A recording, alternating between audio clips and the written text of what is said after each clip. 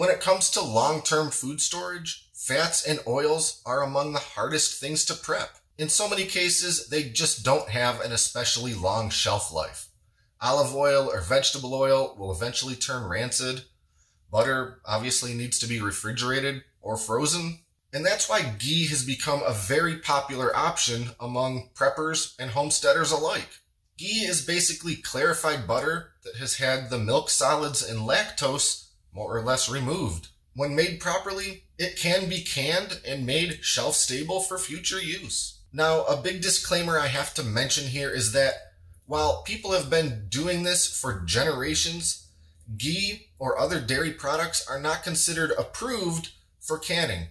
That is, the USDA does not officially recommend doing so in any shape or form. I usually stick pretty strictly to USDA recommendations when it comes to my canning, but for me, there's enough value in having a stash of what is essentially shelf-stable butter to do it anyway. So while I cannot say that this video is a recommendation or endorsement for canning ghee, and that if you do it, you choose to do so at your own risk, this is how I go about making and canning a whole bunch of ghee for shelf-stable storage.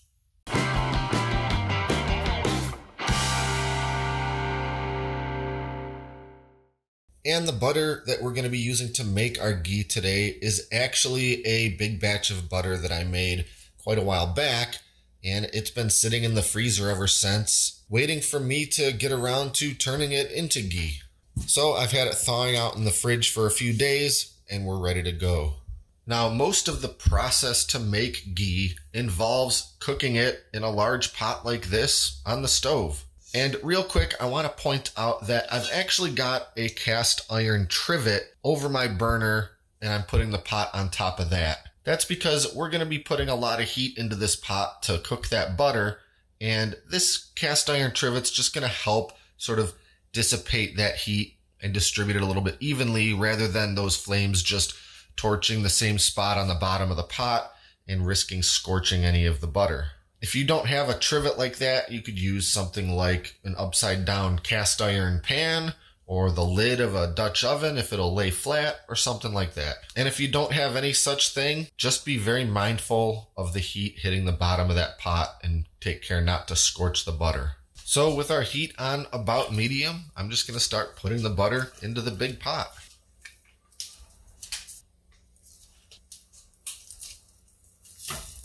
So this is somewhere between 8 and 8.5 pounds of butter, and it'll take just a little while to melt completely down into a liquid, and then we can kind of start talking about what's happening as we continue cooking it and turning it into ghee. And once that butter is all melted, we're just going to leave it at about medium heat until it starts to come up to a low boil. And by the way, you can use salted or unsalted butter to make ghee, though it's generally recommended that you use unsalted because the taste of the final ghee product is going to essentially be a condensed down and concentrated version of butter. So if you start with salted butter, it may end up tasting much too salty. So that's what I would do, and all of this homemade butter here is unsalted. Now as this butter starts to come up to a very low boil or even a simmer, we're going to start to see a lot of this white foam coming to the top. And we're going to end up skimming off as much of that as we can, but I am just going to let it cook for a few minutes before I start doing that.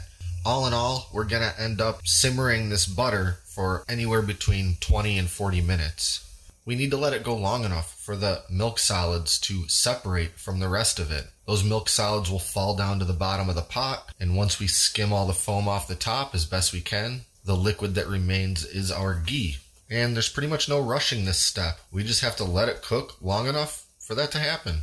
And in the meantime, there's a couple other things we're going to get ready. First, our jars. I'm using wide mouth pint jars. Wide mouth because that's going to make it a lot easier to get the mostly solidified ghee back out when it's time to use.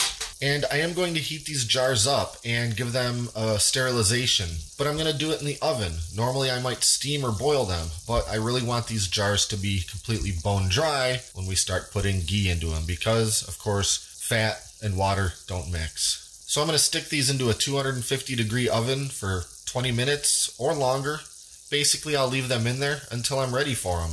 And I mentioned that I wasn't going to start skimming off that foam right away, and this is why. When I let it keep going just another few minutes, most of that foam starts to dissipate on its own, and it's sort of the next wave of foam that comes up, which is what I'm going to start skimming off.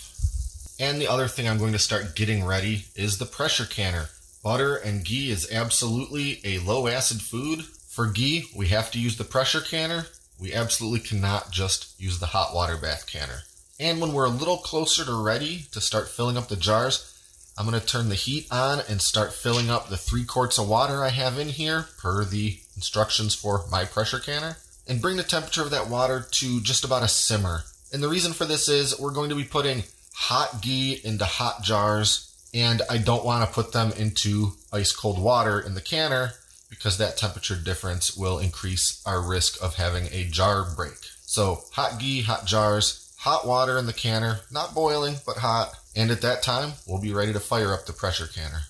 So our butter's been at a low boil for about 10 minutes. And I'll mention that there's not really any need to stir this. And in fact, you don't really want to stir it. We want to let that foam come to the top, and we want to let the milk solids fall to the bottom. And stirring it is just going to disturb all that and mix everything back together. So just minding your temperature, not letting it get so high that you risk scorching any of the butter on the bottom or those milk solids that are beginning to settle down to the bottom. And we're just going to keep letting this go for another little while. At this point, I'm good to start skimming off some of that foam on the top. You could do it with a big spoon and just try to get the foam, leaving the butter behind. But if you have one of these, I don't even know what this thing's called, one of these fine mesh sort of strainer spoon thingies, a skimmer maybe that's what it's called. It works quite well. And I'll end up doing this a couple more times as a little more foam starts to accumulate. All right, it's been about another 10 minutes. We're going to skim a little bit more of that foam.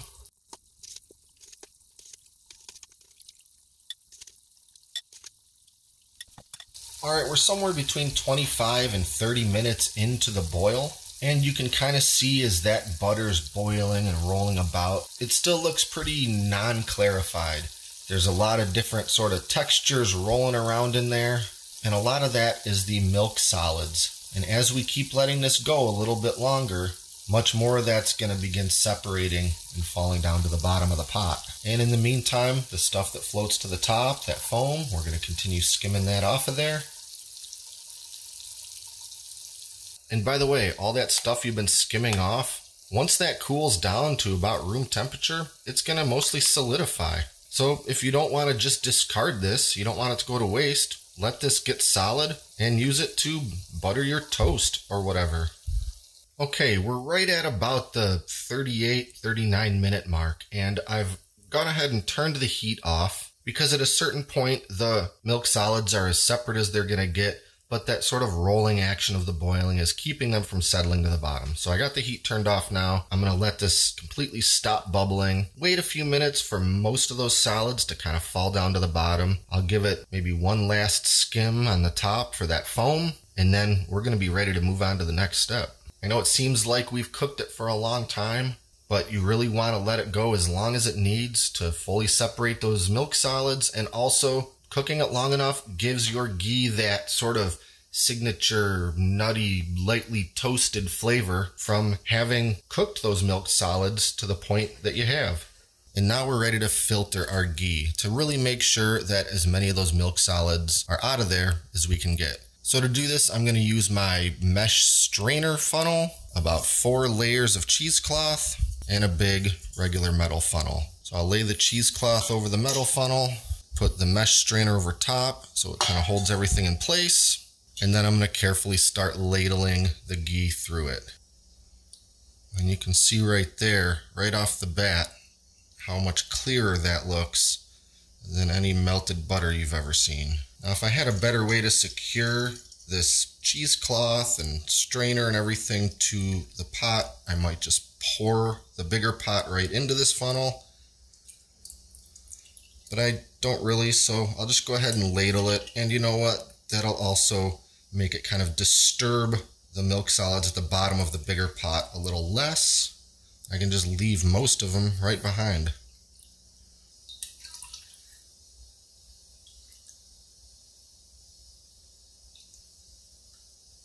Now it's time to get the jars out of the oven and start filling them up. So being extremely careful, I'll move that whole rack of jars over to the counter.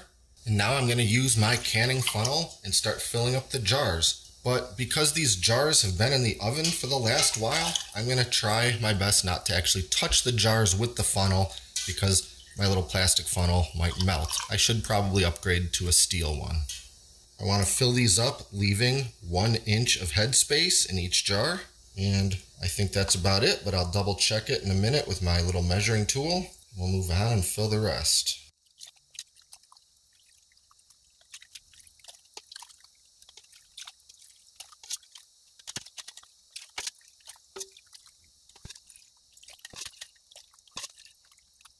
And that batch of butter filled just about exactly 6 pint jars. I've got just a little bit left in the pot, and I'll just stick that into another jar and put it in the fridge and use that first. So now I'm going to use my little Headspace measuring and debubbling tool and just make sure that I'm at that 1 inch headspace mark. And if I need to make any adjustments, I can do that. Generally, if you fill it up to about that first ridge of the threads on the jar, you're going to be in good shape. Looks like this one needs a tiny bit less, and this one needs a tiny bit more. So that worked out pretty perfect. And now we're going to debubble. And with something that's pretty much a complete liquid, this step isn't necessarily as vital, because there's less chance that there's going to be any kind of bubbles trapped in there compared to if you were doing something viscous like a pasta sauce or salsa or something like that. But it doesn't hurt anything to give it a quick once over with the debubbler just to make sure.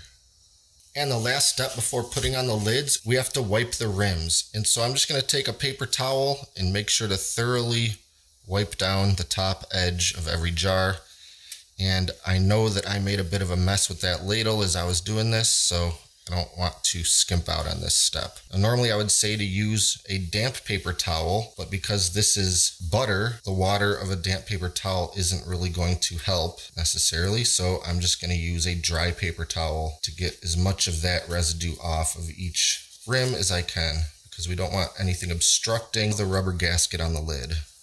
Now it's time to add the lids. And I've had my lids in a little pan of water, simmering. And you know, the traditional recommendation was to boil your lids before using them. But in more recent times, the manufacturers have actually begun recommending against boiling because they say it's not necessary and may actually even damage the rubber seal on them. But they say simmering is still perfectly okay if you want to do that step. And I guess I'm kind of stuck in my old ways and I'm still inclined to do that most of the time. But for sterilization purposes, it may not be necessary because the very act of pressure canning all of this is going to inherently sterilize them. Nevertheless, I usually like to simmer them anyway. So I'll use my little magnetic jar lid lifter tool and just carefully put all the lids in place, followed by the metal rings, which we're just going to tighten finger tight.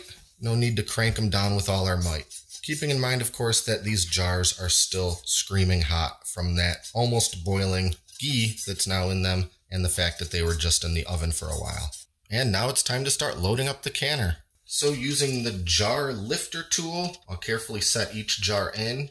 And I want to take care to make sure that the jars aren't touching the outside wall of the canner or one another.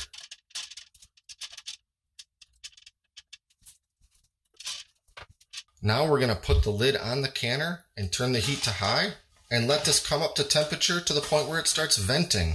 We need to let it vent for 10 minutes, which basically means once a solid jet of steam is coming out of this little vent, we're going to let that happen for 10 minutes before we move on. And the reason that we have to do that is because it has to can in a pure steam environment. And we have to make sure it has enough time for the heat and pressure to push anything out of the canner that isn't steam, such as air. So we'll pick it up when it starts venting, and I'll show you what that looks like.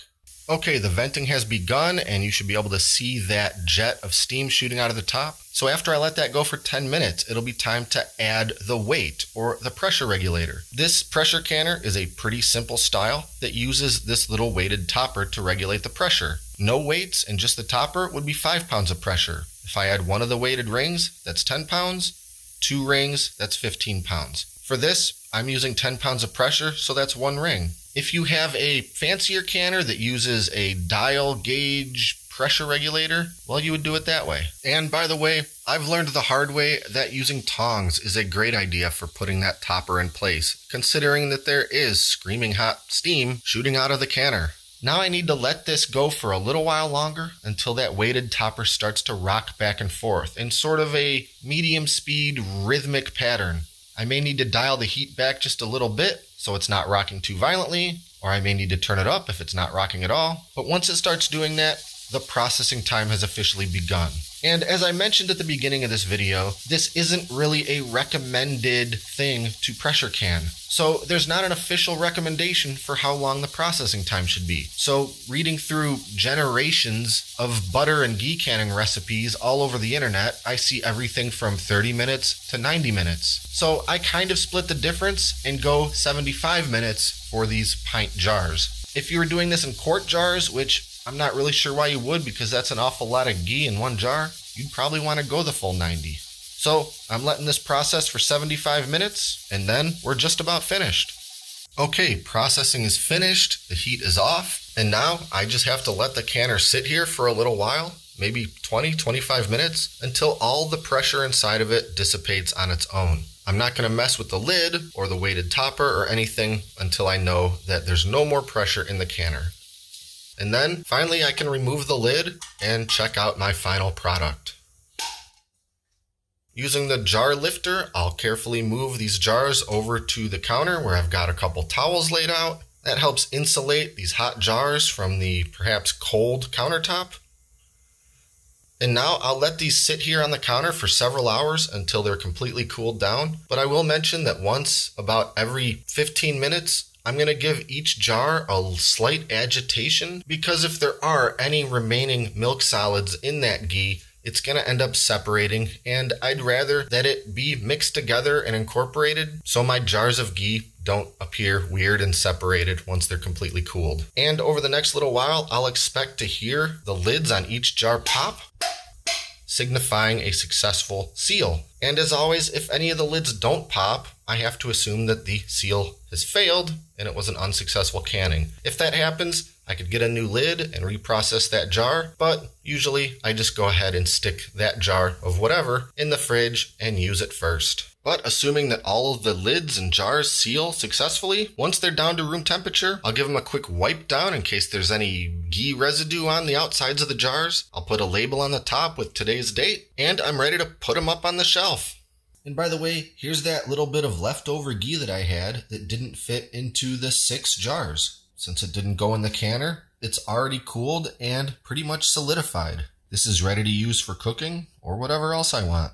There's a few steps to making and canning ghee, but if done successfully, you'll have a great, delicious source of fat for cooking in the form of delicious shelf-stable ghee. And since we got the majority of those milk solids out of there, ghee has a much higher smoke point than butter. So use it for frying if you like.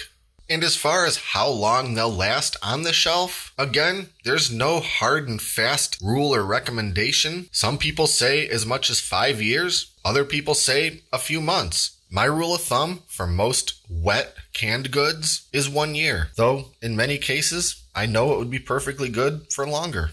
Be sure to like and subscribe and stay up to date with all our latest stuff, including future canning videos. Thanks for watching, and until next time, this is Great Lakes Prepping.